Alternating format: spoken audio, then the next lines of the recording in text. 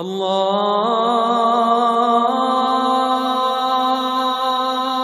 أكبر الله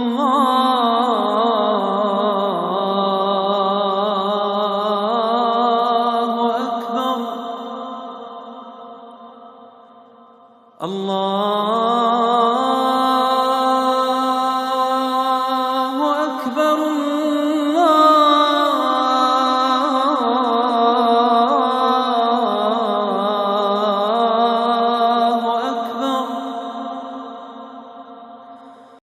السلام علیکم ورحمۃ اللہ وبرکاتہ۔ امید ہے کہ آپ خیریت سے ہوں گے اور عربی کورس کے ان لیسنز کو آپ دلچسپی کے ساتھ دیکھ رہے ہوں گے اور یقیناً آپ کی معلومات میں بھی اضافہ ہو رہا ہوگا۔ آپ سے درخواست ہے کہ عربی کورس کے متعلق اپنی سجیشنز کو آپ کمنٹس میں یا فیس بک پر ہمارے پیج پہ یا پھر اس نمبر پر واٹس ایپ پہ آپ دے سکتے ہیں۔ امید ہے کہ آپ کی ان سجیشن سے ہم اپنے اس کورس کو مزید بہتر بنا سکیں گے۔ آج کے لیسن کو سمجھنے کے لیے دو چیزیں ذہن نشین کرنا بہت ضروری ہے۔ پہلی چیز ہے معرفہ اور نکرہ۔ معرفہ اسم کیا ہوتا ہے اور نکرہ اسم کیا ہوتا ہے؟ معرفہ اسم کسی خاص نام کو کہتے ہیں اور نکرہ کسی عام نام کو کہتے ہیں۔ عربی زبان میں نکرہ اسم کی علامت یہ ہے کہ اس کے آخر میں تنوین آتا ہے، اور تنوین کا مطلب کیا ہے؟ یعنی دو زبر، دو زیر یا دو پیش، اس کو تنوین کہا جاتا ہے۔ تو نکرہ اسم کے آخر میں ہمیشہ تنوین آتی ہے، اور کسی اسم کو معرفہ اگر بنانا ہو، کسی نکرہ اسم کو معرفہ بنانا ہو تو اس کے آخر میں تنوین کو ختم کیا جاتا ہے۔ دو زبر، دو زیر یا دو پیش کے بجائے ایک پیش لگائی جاتی ہے اور شروع میں الف لام کا اضافہ کر دیا جاتا ہے۔ مثلا کتابن، یہ نکرہ اسم ہے، کوئی کتاب، کوئی ایک کتاب۔ لیکن اگر ہم اس کے شروع میں الف لام لگا دیں اور اس کے آخر سے دو پیش کے بجائے ایک پیش لگا دیں تو یہ بنے گا الکتابو، تو یہ معرفہ اسم ہوگا اور اس کا مطلب ہوگا کوئی خاص کتاب۔ اور دوسری چیز جو ذہن میں رکھنے کی ہے وہ یہ ہے کہ کوئی اسم مرفوع، منصوب یا مجرور کیسے ہوتا ہے، کیوں ہوتا ہے؟ تو یاد رکھیے کہ ہم نے پچھلے لیسنز میں یہ سیکھا تھا کہ اسم کے آخر میں کبھی پیش، کبھی زبر اور کبھی زیر آتا ہے۔ مثال کے طور پہ محمد ایک اسم ہے، کہیں پہ اس کے آخر پہ پیش آتا ہے تو ہم محمدن پڑھتے ہیں، کہیں پہ ہم اس کو محمدن پڑھتے ہیں اور کہیں پہ اس کو ہم محمدن پڑھتے ہیں۔ تو جس اسم کے آخر میں پیش آئے، چاہے ایک یا دو، جس اسم کے آخر میں پیش آئے اس کو ہم کہتے ہیں مرفوع، اور جس اسم کے آخر میں زبر آئے اس کو ہم کہتے ہیں منصوب، اور جس اسم کے آخر میں زیر آئے اس کو ہم کہتے ہیں مجرور۔ تو یہ دو باتیں ذہن میں رکھیے۔ اگر یہ دو باتیں آپ کے ذہن میں ہوں گی تو آج کا لیسن سیکھنا، اس کو سمجھنا بہت آسان ہو جائے گا۔ ان دو موضوعات کو تفصیل کے ساتھ پچھلے لیسنز میں بیان کر دیا گیا ہے۔ آپ سے گزارش ہے کہ پچھلے لیسنز کو ایک دفعہ ضرور دیکھ لیں، ان لیسنز کے لنکس ڈسکرپشن میں دیے گئے ہیں۔ اردو کی طرح عربی زبان میں بھی دو قسم کے جملے ہوتے ہیں، جملہ اسمیہ اور جملہ فعلیہ۔ آج کے لیسن میں ہم جملہ اسمیہ کے بارے میں سیکھیں گے کہ جملہ اسمیہ کیا ہوتا ہے اور کیسے بنایا جاتا ہے۔ تو یاد رکھیے، عربی میں جملہ اسمیہ کی پہچان یہ ہے کہ وہ اسم سے شروع ہوتا ہے۔ کوئی بھی جملہ جو اسم سے شروع ہو رہا ہو اسے جملہ اسمیہ کہا جاتا ہے، اور جملہ فعلیہ اس جملے کو کہتے ہیں جو فعل سے شروع ہو رہا ہو۔ جملہ اسمیہ کے دو لازمی اجزاء ہوتے ہیں، مبتدا اور خبر۔ مثال کے طور پہ ایک جملہ ہے لڑکا نیک ہے، اس میں لڑکا مبتدا ہے اور نیک ہے خبر.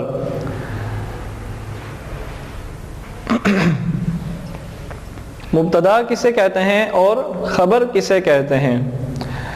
مبتدا وہ لفظ ہے جس کے بارے میں بات کی جا رہی ہو.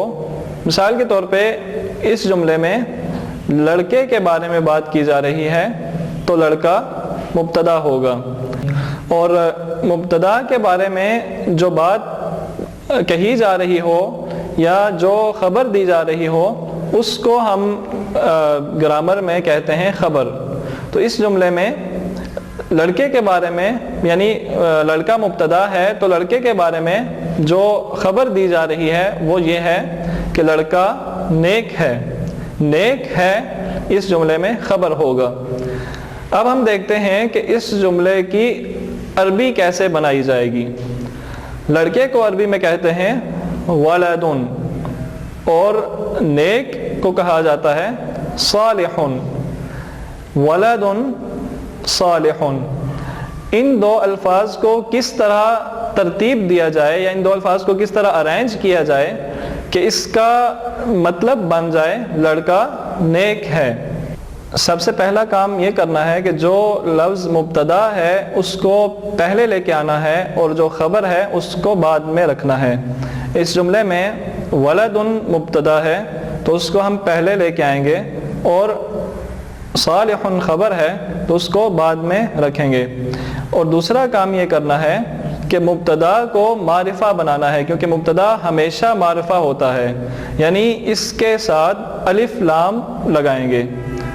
آپ کو شروع میں بھی بتایا گیا تھا کہ عربی زبان میں کسی نکرہ اسم کو معرفہ بنانے کے لیے اس کے شروع میں الف لام لگایا جاتا ہے اور اس کے آخر میں تنوین کو ختم کر دیا جاتا ہے. تو ولدن کے ساتھ الف لام لگائیں اور اس کے آخر سے دو پیش کے بجائے ایک پیش کر دیں تو یہ معرفہ بن جائے گا الولد. اور خبر کو اسی طرح رہنے دیا جائے گا. خبر کی حالت کو تبدیل نہیں کیا جائے گا کیونکہ خبر ہمیشہ نکرہ ہوتی ہے. تو یہ جملہ بنے گا الولد صالح. لڑکا نیک ہے. اس جملے میں مبتدا معرفہ ہے اور خبر نکرہ. اس کی چند اور مثالیں دیکھیے. اللہ غفور. اللہ غفور ہے یا بخشنے والا ہے. اور البیت جمیل. گھر خوبصورت ہے. المسجد کبیر. مسجد بڑی ہے. الباب مفتوح. دروازہ کھلا ہے. آپ دیکھ رہے ہیں کہ ہر جملے کا پہلا لفظ جو کہ مبتدا ہوتا ہے وہ اس کے ساتھ الف لام لگایا گیا ہے یا وہ معرفہ ہے. اسی طرح ہر جملے کا دوسرا لفظ جو خبر ہوتا ہے وہ اس کے آخر میں تنوین آئی ہے یعنی ہر جملے میں خبر نکرہ ہے. یاد رکھیے کہ کوئی خاص نام یعنی کسی مخصوص شخص کا نام ہو جیسے محمد، جیسے حامد، جیسے قاسم، یہ لفظ معرفہ ہوتے ہیں اگرچہ ان کے آخر میں تنوین ہی کیوں نہ آئے. مثال کے طور پہ محمد یہ لفظ نکرہ نہیں بلکہ معرفہ ہے. آپ سوچ رہے ہوں گے کہ اس کے آخر میں تنوین آئی ہے تو یہ نکرہ ہونا چاہیے کیونکہ تنوین نکرہ کی علامت ہے، لیکن یہ لفظ معرفہ ہے اور اس کی وجہ یہ ہے کہ یہ خاص شخص کا نام ہے. درج ذیل جملوں پہ غور کریں. محمد رسول. محمد رسول ہیں. حامد تاجر. حامد تاجر ہے یا بزنس مین ہے. قاسم غنی. قاسم امیر ہے. ان جملوں میں محمد، حامد، قاسم یہ سب مبتدا ہیں اور دوسرا لفظ ان جملوں کا دوسرا لفظ رسول، تاجر اور غنی یہ سب خبر ہیں. چونکہ مبتدا ہمیشہ معرفہ ہوتا ہے تو معرفہ کے ساتھ الف لام استعمال کیا جاتا ہے، لیکن آپ دیکھ رہے ہیں کہ ان جملوں میں معرفہ کے مبتدا کے ساتھ الف لام استعمال نہیں کیا گیا۔ ان جملوں میں مبتدا کیا ہے؟ محمد، حامد اور قاسم۔ ان کے ساتھ الف لام استعمال نہ کرنے کی وجہ یہ ہے کہ یہ خاص شخص کے نام ہیں، یہ معرفہ ہی ہیں، اگرچہ ان کے ساتھ الف لام استعمال نہ کیا جائے۔ تو ان جملوں میں مبتدا معرفہ ہے اور خبر نکرہ۔ تو آج کے لیسن میں ہم نے سیکھا کہ جملہ اسمیہ کے دو لازمی اجزاء ہیں، مبتدا اور خبر۔ مبتدا ہمیشہ معرفہ ہوتا ہے اور خبر ہمیشہ نکرہ۔ مبتدا ہمیشہ مرفوع ہوتا ہے اور خبر بھی ہمیشہ مرفوع ہوتی ہے۔ مرفوع کا کیا مطلب ہے؟ کہ مرفوع کا یہ مطلب ہے کہ اس لفظ کے آخر میں ہمیشہ پیش آتا ہے۔ اپنا خیال رکھیے گا۔ السلام علیکم ورحمۃ اللہ وبرکاتہ۔ اللہ